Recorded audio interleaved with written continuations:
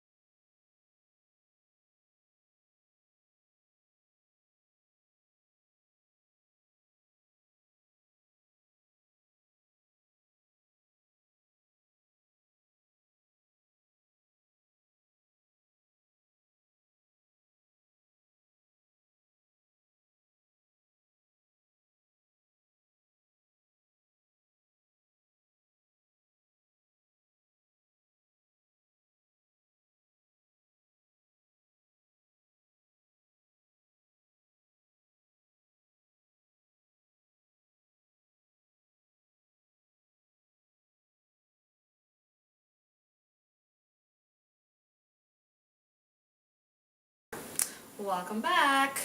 So I'm going to show you real quick how to plan out all your steps to do your own hems. So give me a sec. I'm going to bring the camera up closer. Alright, so you got your piece of paper, and you take your hem of your pants, and you want to do is follow the original. So this, if you can see it, this has got that zigzag or serging on the end. So the original obviously has serging. And what I'm going to do is, whatever this hem is, that's going to be my first line.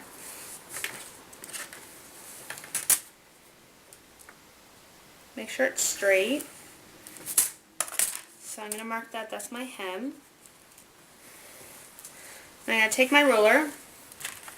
I'm going to measure in inches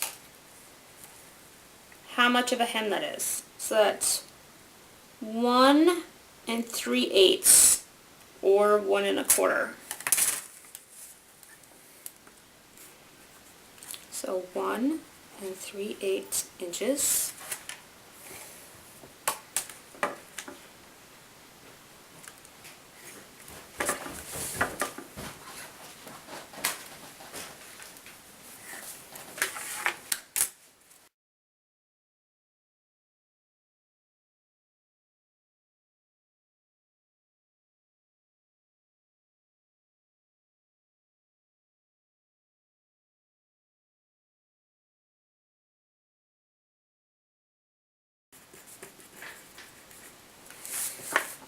And that's essentially the planning lines for a blind hem. Whatever your hem is, plus the length that you need for the allowance to fold under. And I'm just going to put a little planning line, zigzag, as in that's the area that's got to be serged or zigzagged or pinked, whatever you choose to finish that hem. So now I'm going to flip it around just so I can show you guys. This is going to be a top stitch, or you're going to see the top stitching on the outside. So say I'm going to use my jeans for reference because, you know, a lot of jeans are the same thing as those really nice dress pants that you get on sale. They're not going to be hemmed. So this is where you can do it yourself. So I'm just going to call it a top stitched hem. I'm going to draw a line straight. This is my hem. Now I'm going to plan out what those folds are. So where the edge of that is to the next fold, it's about 1 inch, no, half an inch. So down half an inch. This is what's great about the see-through rulers.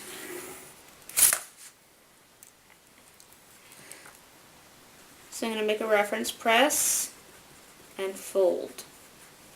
Now, usually when it's this much, I would say take it in another,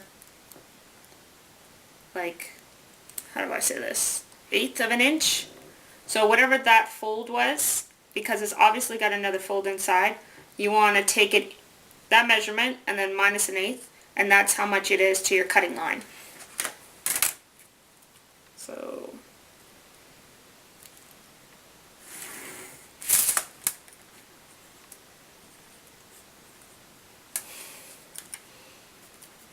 So that little zigzag is not only reference to the edge that you're going to serge, but it's also your cutting line. So you can put like a little squiggle that represents scissors.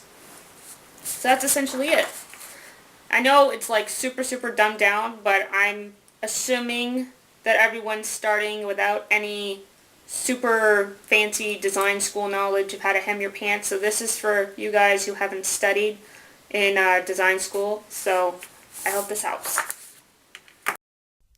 So the next step that you want to do is you want to take your seam ripper and you want to start taking out all that invisible basting. So these are my blind hemmed pants. These are my dress pants.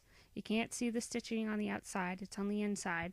So I'm taking all that thread out that's attaching the hem, and I'm going to undo it, and then I'm going to press it flat.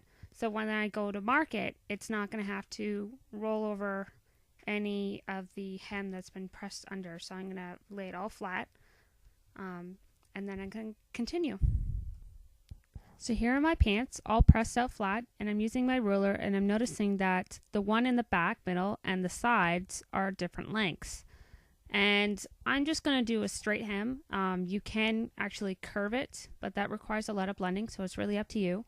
I'm going to take the measurement in between and make it slightly on the more lengthy side so that it's not going to end up too short. I don't know, maybe I'm still growing. So now I'm using my two rulers and I'm trying to figure out the difference between the two pins, and it turns out that it's going to be about 1 inch difference. So what I'm doing is I'm going to mark it more in favor of the one in the bottom back because that one's longer. So I've marked it up a little bit, and I took out my pin because I don't need it anymore. So we've only added a couple of small marks, but we're going to stop and we're going to take some measurements.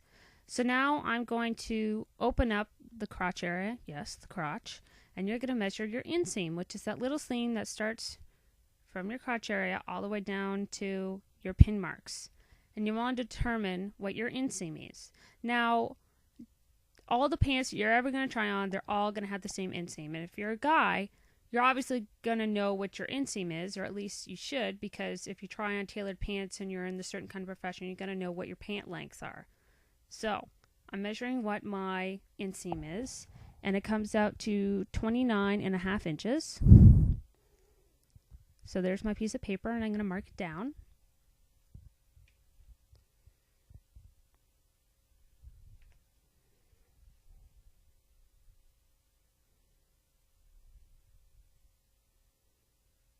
And now, right from that end of the waistband, the bottom, where it starts my big piece of my pant, so underneath my waistband, I'm going to start and I'm going to do the outseam, so where my hips are. I'm going to run it all the way down. I'm going to measure what my outseam is. Now, Some pants have higher waistbands than others, so this may vary, but your inseam is always going to stay the same.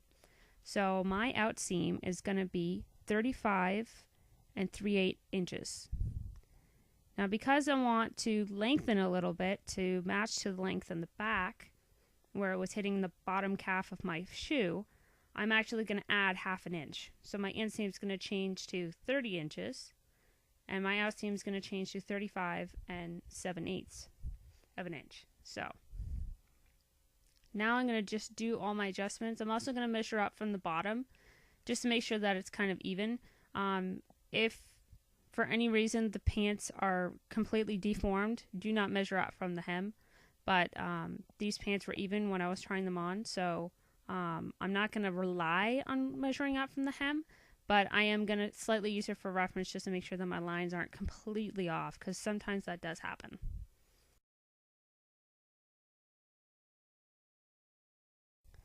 So now I've taken my ruler and I'm measuring down 1/2 inch. So that's that 1/2 inch that I was just adding, and I'm going to mark it on both sides. And then after that I'll be able to remove my pins, and I won't have the pins in the way when I'm putting my ruler down and marking my new hem length. So I always triple and double check, so I'm making sure that nothing's being distorted. So now I'm taking out my pins.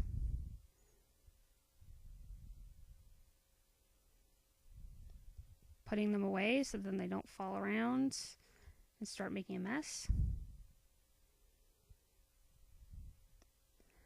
I'm making sure that the fabric is flat and there's no folds in the fabric. I want my lines to be straight and accurate. Now the back of the pant, which is what I have right now, is going to be larger than the front. I believe the difference is about 1 inch. And if you're ever going to be tailoring, make sure that you keep that rule in mind if you're going to make it smaller around the waist or anything. So you want to take up more of the front than the back. So there's my first line. And now I'm replicating that distance that I marked down on my sheet. So I'm adding 1 3/8 inches of a hem. I'm putting anywhere between 2 to 3 reference lines to draw that straight line. So I usually do one in the middle and one on both sides.